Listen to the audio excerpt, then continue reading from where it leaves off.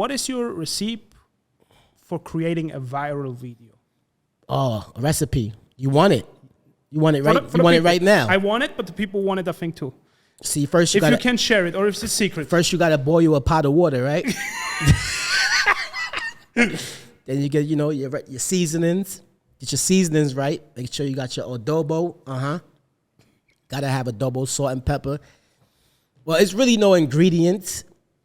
What I usually go viral off is basically impersonations or parodies. Like if somebody basically did something, like Kanye West is on Shade Room, he got in trouble, I would redo it over, I would impersonate the whole situation. So it's real easy. Like, there's a button you could push, but I don't push it mostly. You know what I'm saying? I like working on regular content. Yes, so yes. Viral was something back in the day, it was cool, but I prefer just to give guys creativity.